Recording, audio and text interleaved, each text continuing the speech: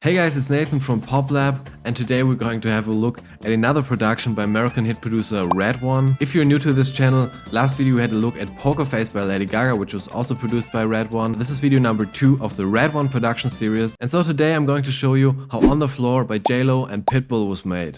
Don't stop, keep it moving, put your drinks up. Pick your body up and drop it on the floor. Even though this one was released 3 years after Poker Face, it still has this super rough and dirty production, which is also what RedOne is known for. But compared to Poker Face, it's actually a lot more complex, it uses a lot more elements. And so without further ado, let's just jump straight into the remake. And we're gonna start off with the main core elements of this one here. And we got the infamous accordion sound. And this melody is actually sampled from a very old song from the 80s. This is from a Bolivian music group. It's called Kjarkas, and the song is called Llorando Se Fue. I guess that's how you pronounce it.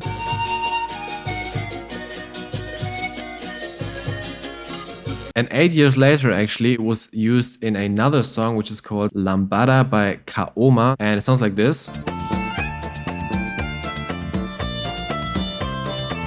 And same as last time, this accordion was actually recreated, it is not the original sample. And then we got this super iconic M1 organ sound.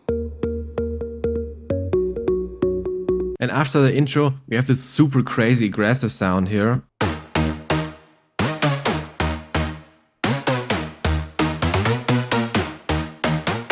And finally, this super unique wobble kind of bass, which sounds like this. And these are basically the 4 key elements of the entire song. And we're gonna start off with this beautiful sounding intro.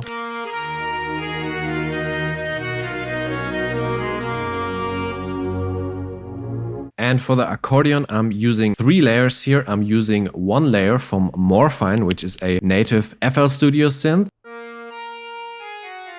And next I'm using a Nexus patch, which is from the Hollywood 3 Ethno expansion. And I'm using 2 octaves here, and it sounds like this.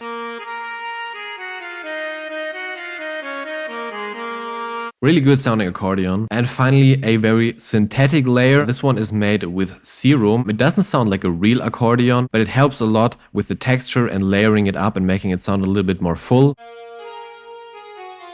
And all together, they sound like this.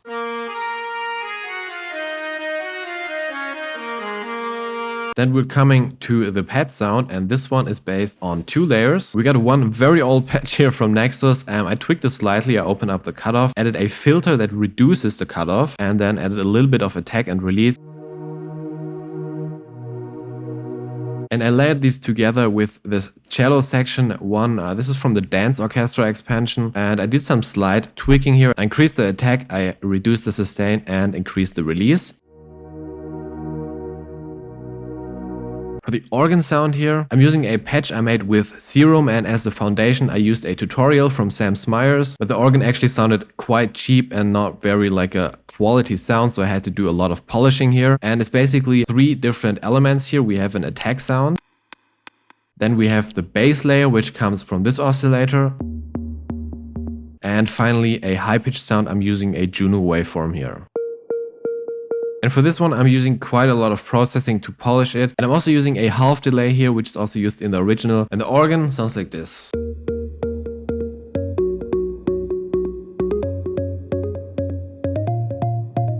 And you can hear the delay is actually quite important because it adds quite a lot of groove to the sound. And the accordion and the organ is actually used throughout the entire song, mostly in the chorus and also in the post-chorus, which is the drop section. Then next we're coming to this very special pitched saw sound. It's a very unique sound, it's very aggressive, and it's a very strong signature for this song.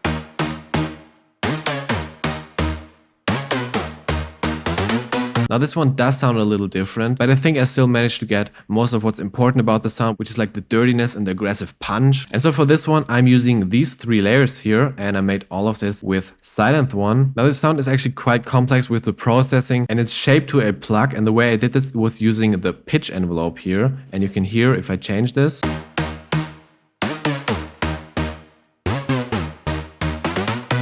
The attack actually almost disappears if I remove that, so this is one very important part about the sound. And the other important part here is the mono legato setting, which basically creates a pitch sound when different notes are played after each other, so it's basically gliding from one note to the next one. And if I turn it on and off, it sounds like this.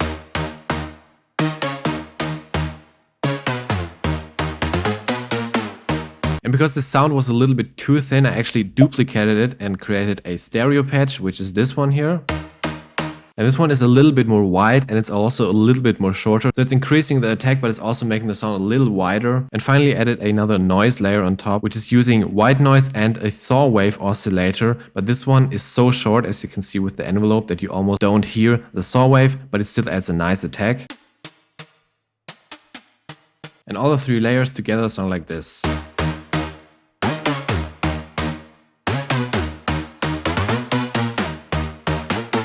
This one is just an amazing sound. It's like super unique. It's so dirty. It's so weird that you use something like this in pop. And this is actually just used for the first verse. Later on, the melody changes. Just using the root note of the key. The song is actually in D sharp minor.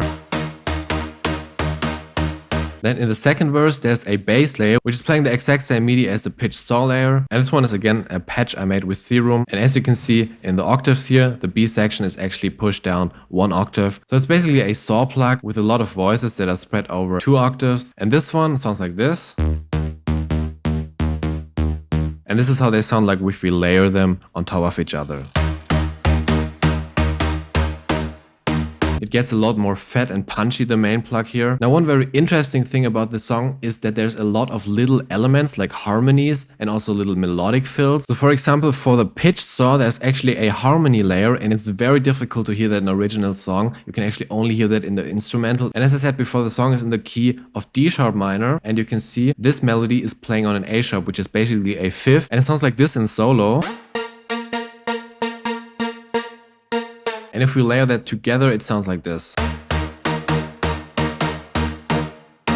So you can hear it actually adds a lot more tension here, and this is really interesting because it also keeps the attention of the listener here by just introducing new elements every here and then. And for this one, I'm using the same patch which I used for the stereo layer of the Saw Pluck, but this time I actually removed the pitch envelope here, so it's not that aggressive. The next example for these little melodic elements is the fills in between the verses and also between the verse and the chorus. And we're having this vibrato saw sound here, which is layered with another synth to create more tension here as well.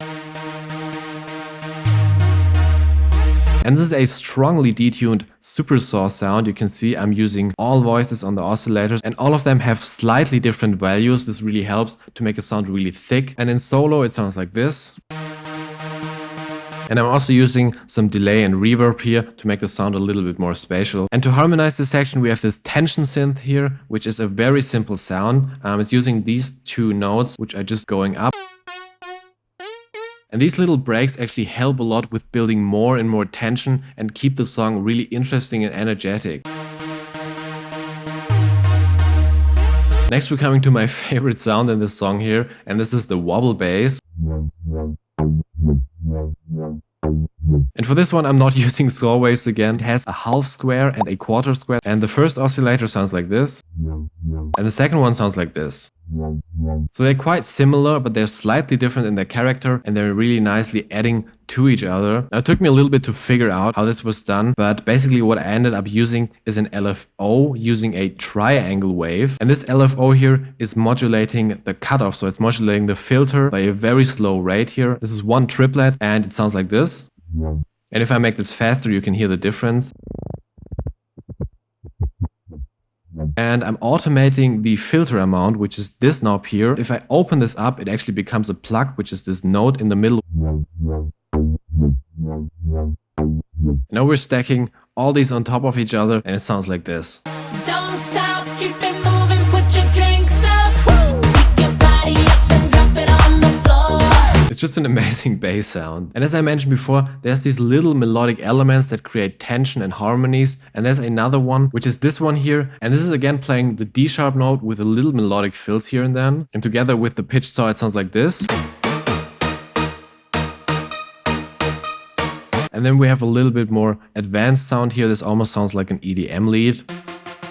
And it's just using the classic trick here of using a bunch of saw oscillators, detuning them using 8 voices. And I'm using 2 different envelopes here, which are shaping the sound a little bit more to a plug. And in solo, this one sounds like this.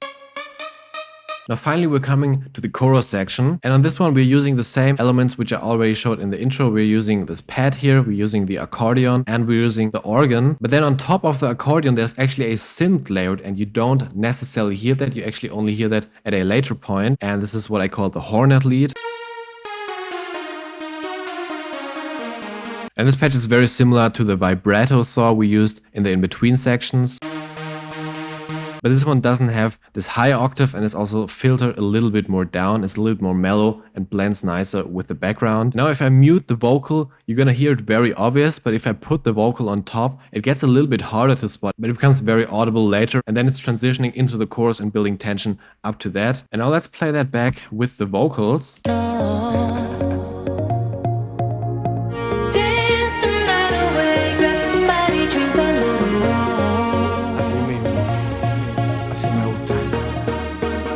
And it's just a great use of melodic layering, because you have the vocal that is playing the main melody, then you have the accordion synth, and then you also have this Hornet lead. And then the Hornet sound builds tension here into the post-chorus. Now in the chorus, or the drop, however you want to call this one, there's a few more elements added. Mainly we have this really exciting chords here, which are already starting before the drop. And there's also a filter that is building into the drop.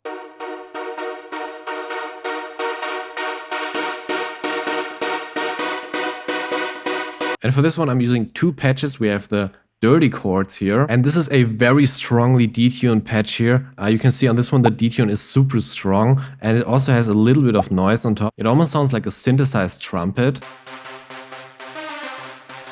And this is also one of the very few elements that is actually playing chords, not just like a single melody or a single harmony or a single note. And in solo it sounds like this. And then we have another silent patch here that is playing a little bit in a higher octave. And as a third layer, I'm using this InSom pick preset from Nexus Dance 2 expansion. So this is a really old sound, and you can also hear this is basically a pizzicato string. It sounds really bad on its own, but it really helps with the layering. And then one of the most important elements of the drop is bass number 2, and this is so important because it has a different rhythm. The rhythm before is this dot dot dot dot. It's a dotted rhythm, and now this one is playing an 8th note rhythm, and that just adds so much more groove to the drop.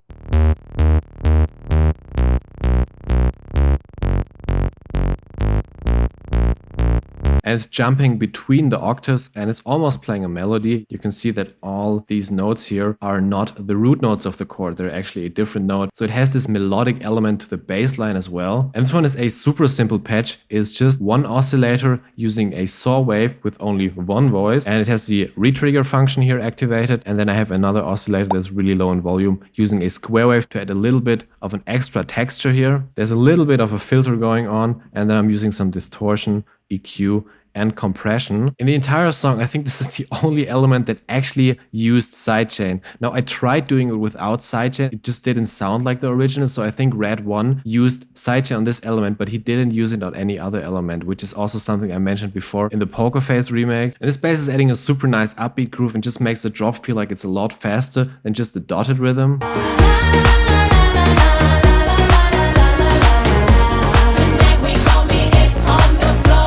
And now we covered pretty much all the melodic elements in this song. The drums in this one are kept quite simple, and they have a super nice groove. Same as last time, I synthesized the kick here completely in Serum, and we have two layers here. We have a main layer, which sounds like this. And then we have a top layer, which is basically adding a little bit more attack on top. Now this song uses two different kicks actually. There's a lighter kick here, which is used in the first verse, and then through the rest of the song there's a more heavy kick. And what I just showed you was the heavy kick. Now with the light kick, it's actually just one layer, and it sounds a little bit shorter. It sounds like this. It's a very nice and tight kick, but it doesn't have that much of the sub bass and the low end. And we got these toms in here, which add a nice groove to everything. And this one is a loop from Vengeance Electro Essentials that I simply chopped up. Then we got this little open hi-hat here.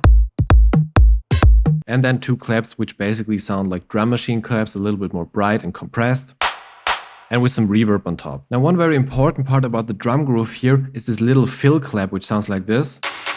We're having a drum machine clap here and a stomp sound. And this actually adds a really nice fill every 4 bars.